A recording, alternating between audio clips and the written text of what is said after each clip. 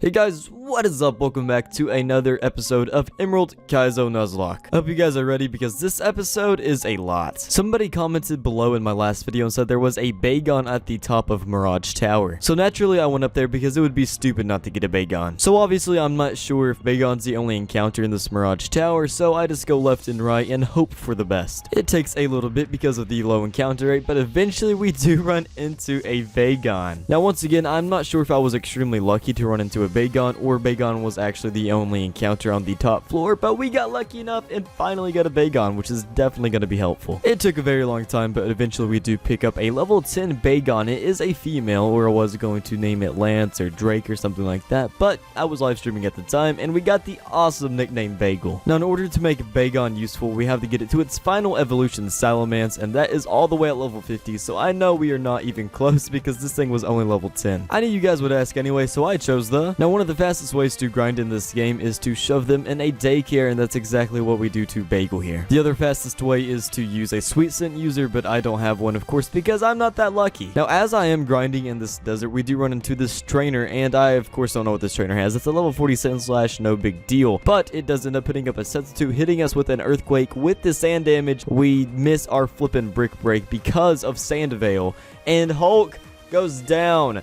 Once again, technically, this is the second time. I was super upset about this, but obviously we're not using that shiny class. So Hulk, unfortunately, has passed away, and this thing just has leftovers to rub it in our face. But if you don't think Island's gonna get revenge for us, you are silly. Of course, Island comes out and uses Muddy Water, getting revenge for his fallen friend. Well, there goes one of our best Mons. Right next to Asu, we lost a couple of really good Pokemon. I then go check on Bagel at the daycare center, and she's only level 27, not even close to her second evolution. I'm just gonna spend the next couple hours leveling this thing up because we have no chance against Norman at this point. It takes a little bit of time, but with the EXP share, we do get Bagel up to level 30 where she evolves. At level 30, Bagel evolves into Shelgon, which is a slightly stronger version than Bagon. Bagel needs a whole nother 20 levels to evolve into Salamence, so we are just going to leave Bagel at this level as we grind up the rest of our team members to try to take on Norman. Once I'm at an adequate level, we go into Norman's gym. Now this is the stall room we go into because I was thinking nothing can withstand Island's power. Unfortunately, Glalie does live in Earthquake as it sets up a layer of spikes, and next up is Shuckle. I switch in the right here, and I really don't have a good reason why, but we do use Flamethrower as we get hit with a Toxic, and this Shuckle also likes to go for Protect, so of course it is a stall. Toxic Protect kind of moveset. I soon realized Ray is taking way too much toxic damage, and it's just getting worse every single turn, so we switch into Bale. Now I realize what I got myself into, and I realize the island is lacking the power it takes because the Shuckle also has rest, so we are really in a tough spot. I switch in the Breloom and hit it with a Sky Uppercut, doing an okay amount of damage, but of course we get Toxic once again as Shuckle keeps going for flippin' rest. Once Shuckle puts itself to sleep, we switch into Island so we cannot get Toxic and take it out with a couple Earthquakes. Next up is a level 42 Dusclops, and I forget if it has Levitate or not, but I look it up and he does not, luckily, so we're able to hit it with Earthquake, but we do end up getting Toxic. Almost our entire team is Toxic at this point, so we have to be super careful. I need a safe switch into Devin because I know a Sky Uppercut will do a ton of damage. After confusing Blissey, we switch into Devin as we go for Synthesis because we only have 2 HP left. I soon realized that after I use Synthesis, I need to switch out because the toxic damage was racking up once again, and it resets every time you switch out. I switch into Sloop to try to do some kind of damage to Blissey, but it does not end up working out as we get Toxic, of course. I then switch back out into Devin, use Synthesis to get some HP back as we do paralyze Blissey, switch into Sloop once again to reset the toxic damage. I then go right back into Devin, use Synthesis, and try to hit it with a Sky Uppercut, and it finally connects, taking that thing out. Next out is Claydol, and I know that Island could easily take out Claydol, but once I switch, we do take some poison damage and spike damage, and we only have 25 HP, and they're looking at the team. There's really nothing we could do. Basically, this means if we don't one-shot Claydol, we're going to lose Island to poison damage, so I cross my fingers as I use Muddy Water, and we do finish off Claydol. And since we were able to one-shot Claydol, we actually do get to switch once Clefable is sent out. I switch into Devin because I know a Sky Uppercut will do a lot of damage, but this Clefable is once again going for annoying annoying strategies, and I have to switch out because of Toxic once again. I end up going for Blizzard with Bali, actually connecting, doing a good amount of damage, but I realize that we have to sacrifice Shloop. Shloop has not been with us too long, but thank you for your sacrifice. I switch back out into Devin and use Synthesis, and then go for Sky Uppercut, finally beating this stupid stall room girl, and that was the worst battle I've ever had. That was honestly a really hard battle, and I know if I was any worse at this game that I would end up losing the run right here. Not even Norman's gonna be this hard, I think, because he's not gonna have these stupid strategies that this girl did. We then have to drop off Shloop with our other buddies that we lost along the way as we go into Norman's gym once again to get revenge. Now, I do come into this Norman fight with Island at level 70 because Island is our strongest Pokemon by far, and we have to rely on Swampert heavily. All of Norman's Pokemon are normal type except for Espeon, and I'm not really sure why Espeon's here, but hey. Norman leads off with a level 45 Kangaskhan with leftovers, Fake Out, Crush Claw, Shadow Ball, and Earthquake. As Island gets hit with one Fake Out, it doesn't do almost any damage as we're able to finish off Kangaskhan with only one Earthquake. Next out is Tauros with a Lumberry, Return Earthquake, Quick Attack, and Hidden Power Ghost. I stay in at first, but then I forget that Tauros has Intimidate, so we have to switch back out into something and then back into Island because we're not going to take that minus attack stat. I go into Bali as Tauros uses Return, actually doing a lot of damage considering how tanky Bali is, as we're able to finish off Tauros with one Earthquake. Island did get hurt a little bit there. We're only at 121 HP, so we do have to be careful. Next out is Swallow at level 45 with a Lumberry, Double Edge, Sky Attack, Steel Wing, and Hidden Power Ground. Island gets hit with a pretty strong Double Edge as we do retaliate with an Ice Punch, taking it out in one hit. Alright, Island's way too low for this. We only have 72 HP, and there's still 3 Pokemon to go. Next out is Slacking here, and he does have Hyper Beam, which could do a ton of damage, so we switch into Ray to use Confuse Ray, and it actually gets cured because he has a Lumberry. That was just an oversight on my part, and because of the oversight, we ended up losing Ray. After some deliberation, I switch into Island because I'm not sure if Devin could one-shot this Slacking, and Devin will definitely go down to one Hyper Beam. Now, unfortunately, Slacking said that it was faster, and I was just assuming this was a speed tie. We are level 70, so I'm just assuming that had to be the case, and unfortunately, Slacking does outspeed somehow all the way at level 45, and it's a Slacking, and somehow takes out Island. That deserves a big F in the comments below. Looking back on it, this was kind of silly, but I switch into Twiddle, and I get my revenge the cool way by exploding, taking out Slacking, the one who killed Island. Now, you may be asking yourself, Tion, was it really worth it? But yes. Next out is Espeon at level 45 with a Lumberry, Psychic, by HP Fire, and Signal Beam, so we switch into XD because I know the Psychic is coming. Now, I do stay in here with XD and go for Shadow Ball, doing a ton of damage, but we also get hit with a Signal Beam, almost taking us out, and unfortunately, this thing is faster. After some deliberation, I switch into Bali because I know Bali is a super tanky Pokemon and could probably tank anything Espeon had to offer. That's exactly what happened as we were able to take out Espeon, and last up is Snorlax. Now, Snorlax's special defense is absolutely amazing, but his physical defense is not too good. I end up going for Sky Uppercut here, trying to take out Snorlax in only one hit as it does a ton of damage. Snorlax barely hangs on. Snorlax goes for Curse, luckily not damaging Devin and not giving us any risk of failure here as we do finish off Snorlax with one more Sky Uppercut. I can't believe our own dad in this game took out one of our strongest Pokemon, RIP Island. That was a pretty tough battle. For defeating Norman, we do get HM03 Surf, which is an extremely strong water move, and we do have a Squirtle, so that is probably what we're going to train up next. RIP Island, you were absolutely amazing. We're going to put you right next to your friend because you guys got me through so much. We finally get to use Blue, our Squirtle that we caught a very long time ago. Before we even attempt going to the next area, I know that we have to grind up a ton, so we get Bagel all the way up to level 50 where she evolves into Salamence. At level 50, Salamence wants to learn Fly, and Salamence is more physical than special, and this is also stab, so it's going to do a lot of damage. On Route 115, we run into a Swallow, which is at level 43, and does a ton of damage to Salamence, almost taking it out, so we have to switch for Bali. Now, it is kind of unfortunate that we did get a Swallow, because in this patch of grass, you could also catch a Beldum. I eventually end up catching Swallow and naming it Caw, because it is a bird. Eventually, after some grinding, we get Blue up to level 36, where he evolves into a Blastoise. Since Blue is a Blastoise, Blue is of course a starter, and starters do have really good stats compared to other Pokemon. Now, of course, Blue's only level 36, so we do have to get some massive grinding underway because our team is extremely underleveled because most of them are dead. After a full stream of grinding, we are ready to take on the Weather Institute Team Aqua Admin. I lead off with blue and start going for seismic toss because it does a good amount of damage every turn, but Melodic unfortunately has recover, making this a lot harder. This does take a pretty long time because of recover like I said, but eventually blue was able to do it, but not after taking a good amount of damage. Once Melodic is finally taken down, we switch into Devin because next up is a level 49 Lapras. Sky Uppercut is a 100% accuracy move, so we go ahead and use that, and it's a one-hit KO surprisingly. Next up is a level 47 Hypno, and I'm not really sure who to go into at first, but we do switch into Bagel all the way at level 65 now, who has Crunch. Bagel goes for Crunch here, doing a really good amount of damage, as Hypno goes for Psychic, doing a decent amount of damage. Hypno does have leftovers, which doesn't really affect what's going to happen next as we use one more Crunch. Next out is Medicham, and I decide to stay in because Salamence does have Fly, and I'm really sure that Fly is going to take this thing out in one hit. We get hit with Fake Out, but of course it doesn't do much damage, as we do end up taking out Medicham with one Fly. Next up is a level 48 Dragonite. Now Dragonite is an extremely good Pokemon, so we switch into Bali because I know if we connect with the Blizzard, this thing's going down. I unfortunately missed my first Blizzard as we are now paralyzed and get hit with a return, but our second Blizzard connects, easily taking it out. Now that Dragonite is taken care of, next up is a level 47 Shuckle, who I do not have a good experience with ever since that stall room in Norman's gym. I end up going for Sky Uppercut, doing a good amount of damage as it starts going for Double Team, and oh my gosh, this is going to be so annoying. I then go for Sludge Bomb because I'm pretty sure if I poison this thing it will help, but of course this thing has rest. It does take a while, and even though this thing went for Double Team a couple times, we do connect enough of our shots and we're able to finish it off with a Sky Uppercut. Alright guys, that's going to be the end of this episode. If you did enjoy, please leave a like below, and if you disliked it for some reason, leave a dislike and let me know how I can improve in the comments below. This game is extremely hard, and I hope you guys did enjoy like I said, so this does take a little bit to get out each episode. I hope you understand, and I will see you guys